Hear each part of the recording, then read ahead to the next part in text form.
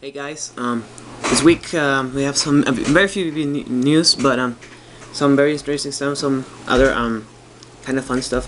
And this week I am not drunk, or well, rather hungover, just in case you were wondering. First of all, we're gonna be talking about this issue that came out at the beginning of last week. I think almost before I came, well, just a bit after I finished recording last time. That Kiss is going to team up with Sanrio, which is a Japanese company best known for producing this cute character you might know about called Hello Kitty. And going back to the issue that Gene Simmons will do whatever to promote his band, it's they're teaming up with something to create a Kiss Hello Kitty worldwide deal, according to Gene Simmons' Twitter account, which I think it's I think it's interesting, and at the same time funny that Gene is always doing this kind of stuff that to get the Kiss trademark anywhere, and I think we're gonna have to be looking into that later to see when more details come up to see what he really does about it, right?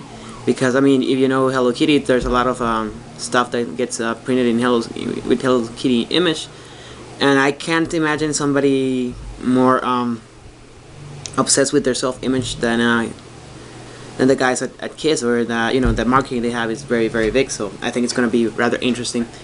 Spinefarm Records is going to release an All Stars album to celebrate their 20th anniversary, and it's going to be featuring members from Shining, Moonsorrow, Solid Sun, Fintroll, Medea, and Encypherium.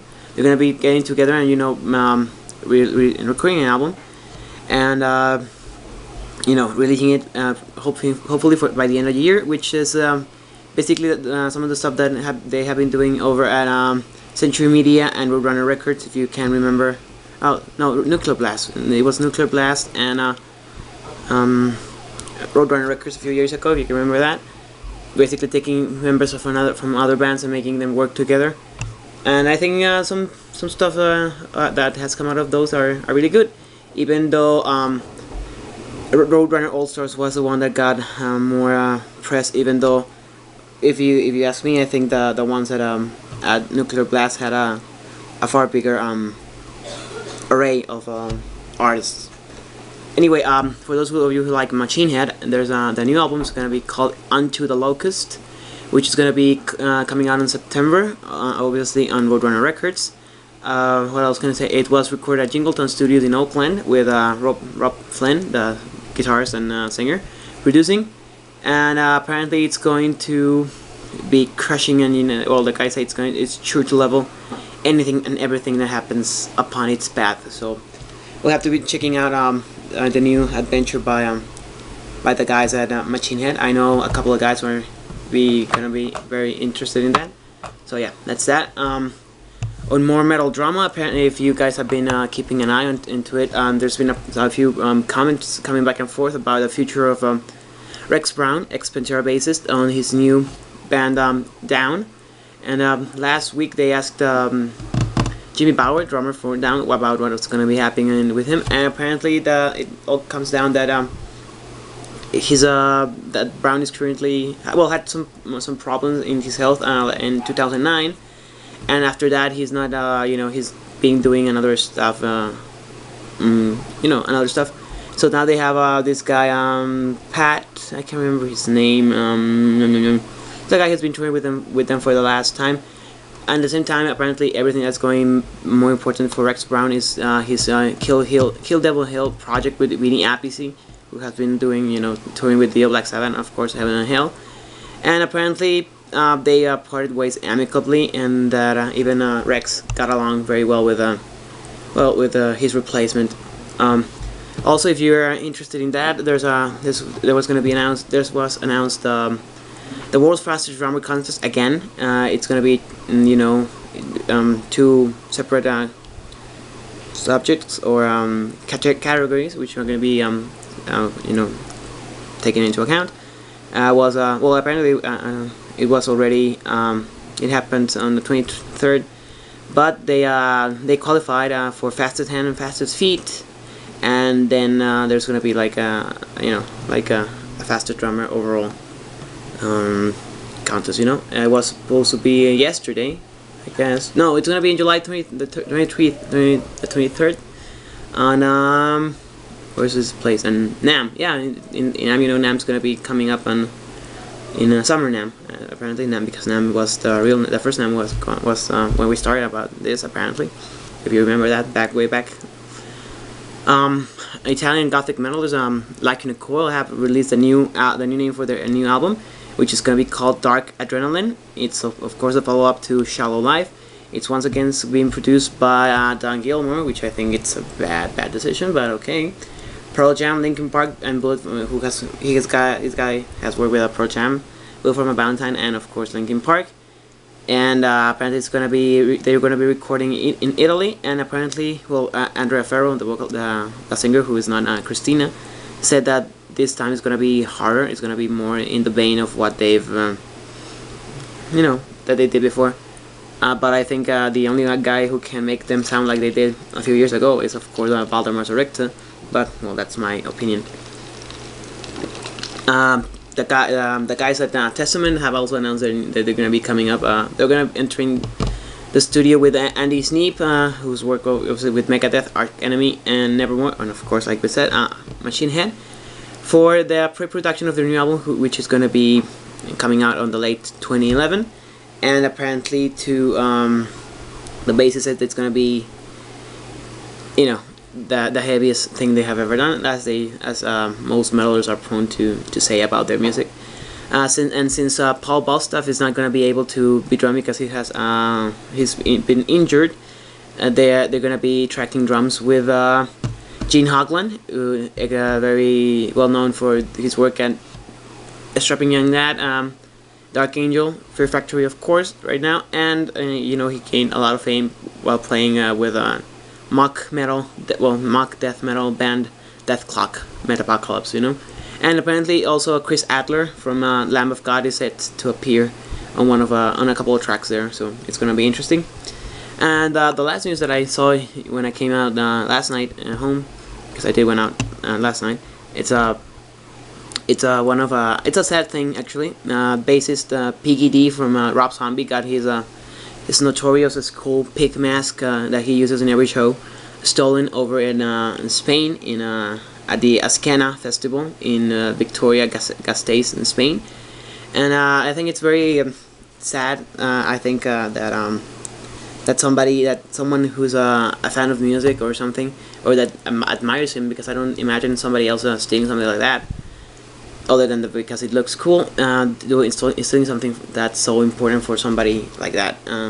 I think I understand the need for some fans, me being one of them, to get something from an artist you like so much, but I think we all get along with just, you know, a pick or a drumstick or whatever. I don't think that the need to steal something that's as important or as integral part of the image for a guy like Piggy D. I don't think any of you would go out and you know, steal the mask from one of the guys who slipped. Maybe you would, but I don't think that's cool. I think you would rather have a replica or something like that. But anyway, if you know who took it or something, please report to piggy-d.com so he can get it back.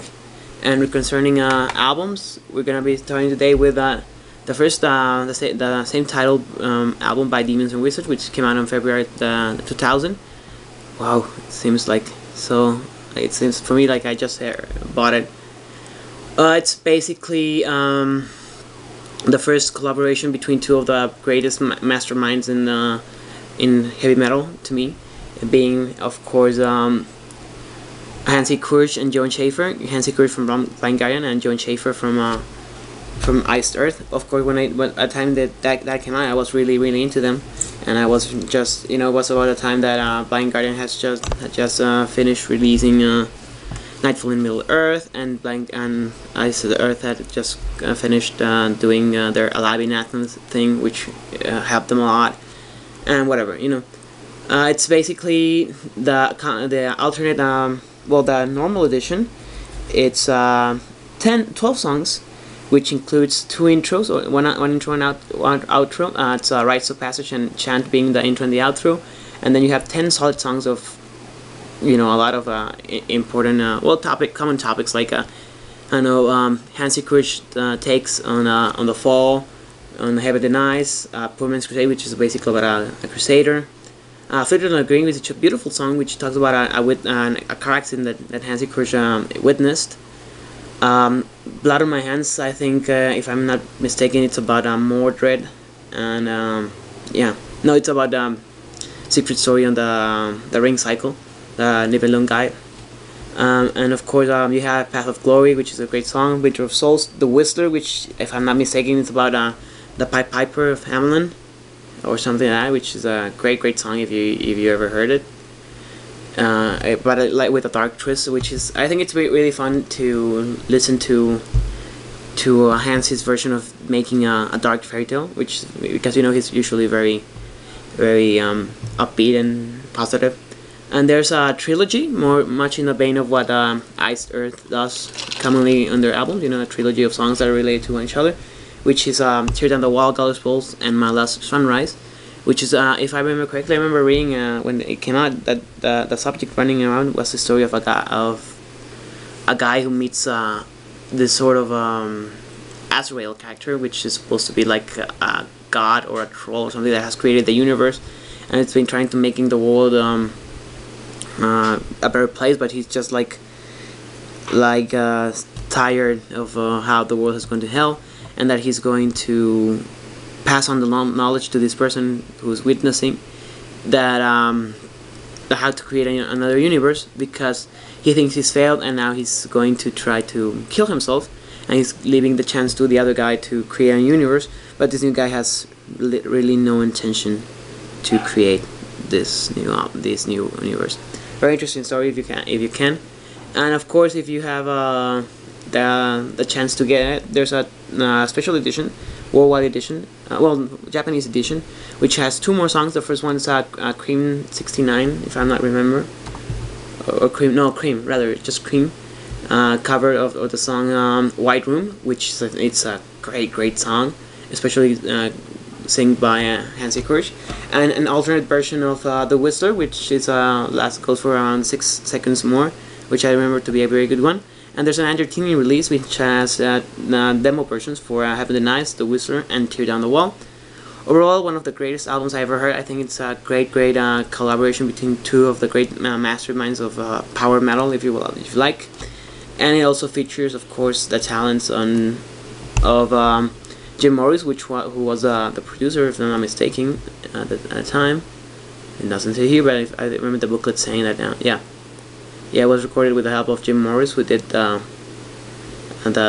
played lead guitars and did most of the production, and Mark Prater, who's on drums. Overall, like I said, it's a great album. I really don't have any doubt on giving it a 9.5, because 10 would be something very one-sided to give it to it, but I think it's an album that if you take you can listen to it one time and acknowledge how good it is. On the other side, when I talk about Cosmic Genesis, which is the third album of one of my favorite singers, Vintersorg, or rather Mr. V.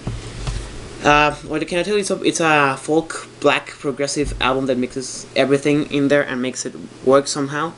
It's basically sorry, my chair just got screwed. Anyway, 9 songs with about everything from cosmology to mathematics, philosophy.